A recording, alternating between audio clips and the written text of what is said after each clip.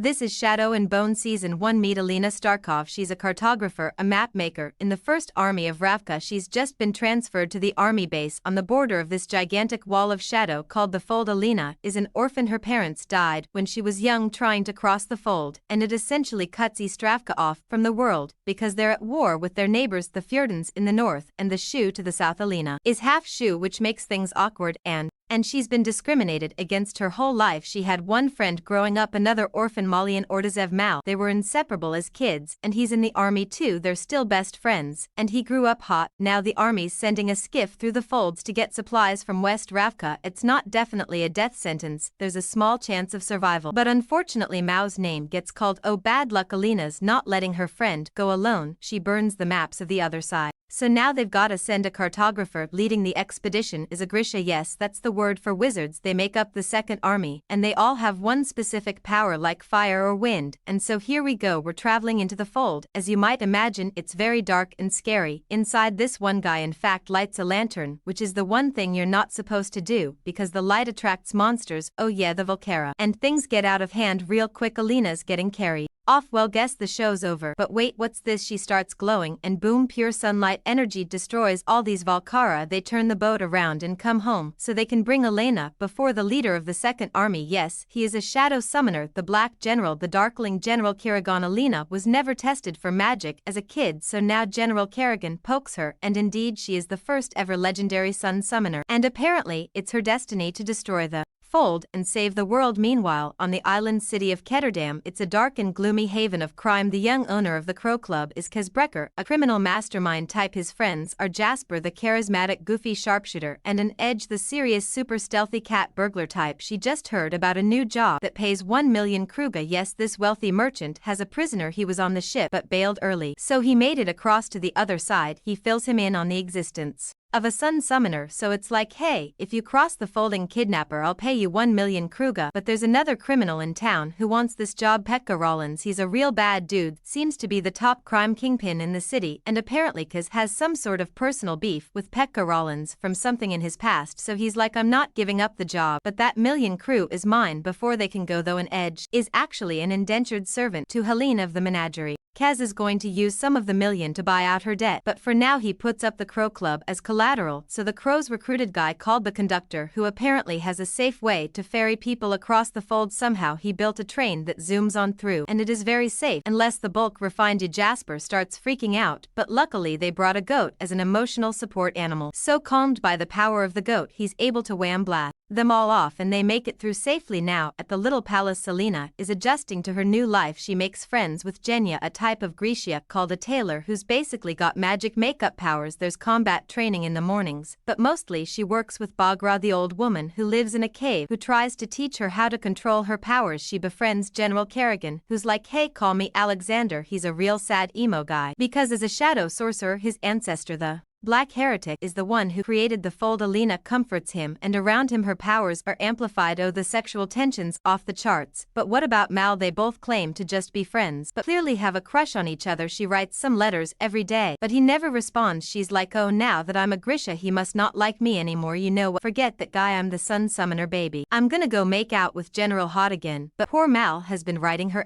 and she's never responded to his letters. Someone's intercepting them. But one day orders come in from the second army to track down the legendary magical deer. Yes, apparently an ancient Grisha used forbidden magic to create these animals out of his own finger bones. Any creature that kills them can absorb them into their body and get a huge power boost. Mal volunteers. He figures this might be his chance to get back to Alina. So with his two best friends he goes magical deer hunting, but their journey takes them across the beard and border, and oh, they're attacked. Mal survives, but his friends died. But just then he does find where the magical stag lives, so he goes to the little palace like, yo, I found your dear. Kirjan's like, cool man, show me where. But he's like, yo, I wanna talk to Elena first. But Mal's gonna have to wait because tonight there's a big fancy party going on where Elena's showing off her sun summoner powers to all the foreign diplomats. And a sun summoner is no normal Grisha, it's Like part of their whole religion they call her Saint Elena, and who snuck into this party? It's the crows. They send the conductor to sneak into her secret changing room and grab her, but oh, he's not grabbing her, he's assassinating her. But that wasn't Elena, it was a bodied double Queen Amidala style, and in fact Kaz knew the conductor was going to do that and set him up over in West Ravka with the fold separating them from the capital. There's an independence movement going on. Kaz saw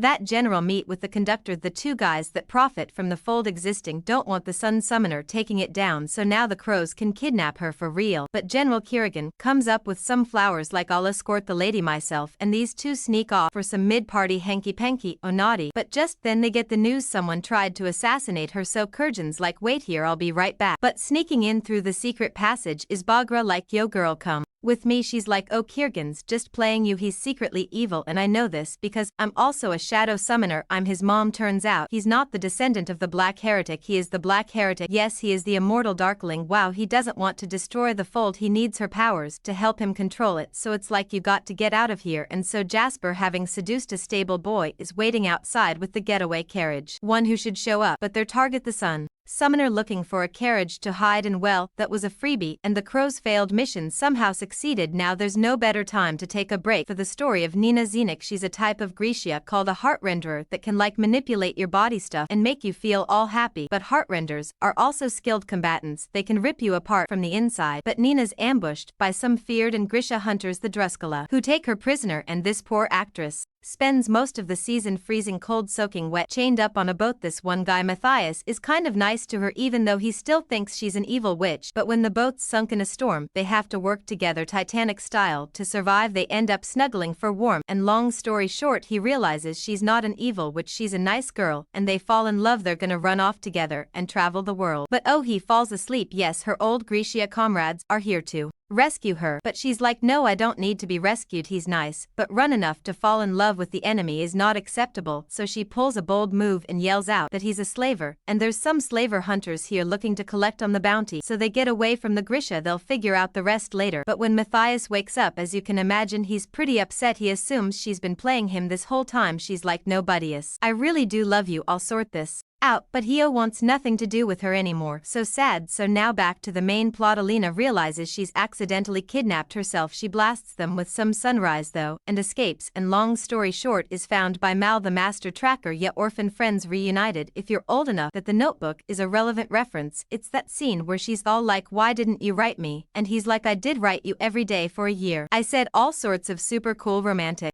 stuff like you're my true north. They don't have a wet sloppy kiss in the rain, but they do hug it out. They realize they have to go hunt that stag before the Darkling does, so he doesn't get a huge power up. They track it down. Alina's gonna shoot it, but she's like wait a second, I think I don't have to kill it to get its power. Let's see if I can try befriending it, and oh, it looks like it's working. But what oh, just then the Darkling shows up and no hesitation kills that deer. He's like hey Elena, it's too bad you found out I'm the bad guy. I was hoping we could be lovers and friends while I manipulate you into following my evil plan, but for now it's plan B. He puts the stag antlers around her neck and the bone in his hand, and they manage to fuse him together. What gross, and boom, now he can control her Sun Summoner powers. So they travel back to the fold ostensibly to destroy it. Elena's reunited with her makeup friend, but turns out she was working for Kira again the whole time. In fact, she tells us she just poisoned the king so Kirigan could take control, although and while the Volker swoops in and eats him, so the gang makes it out okay. But Alina realizes she's not strong enough to destroy the fold yet, and with the creepy guy ruling Ravka, now it's probably not safe to go home. They're going to go into hiding for a bit, and Edge is actually very religious. She's like yo, saying to Lena, I'm traveling with you, I'll be your bodyguard. Casbreaker's like yo, I'd still really love to kidnap you though and get that $1 million, but Alina has the $1 million heirloom necklace. Like hey, what if I pay you this to not kidnap me? So they're gonna all travel together back to Ketterdam, where Pekka Rollins is gonna try to kill him. Don't worry though, cause always has a plan for this one, though he's gonna need a heart render, and guess what ship they're on? The one with Nina Zenik. Wow, plotline's gonna converge. And as for Alina and Mal, they're ready for whatever ventures await them, as they're gonna eventually save the world. But at the fold the Darkling has survived, and he's learned a new trick. He can now create shadow monsters and bring them out, and that's where Shadow and Bone Season 1 comes to an end.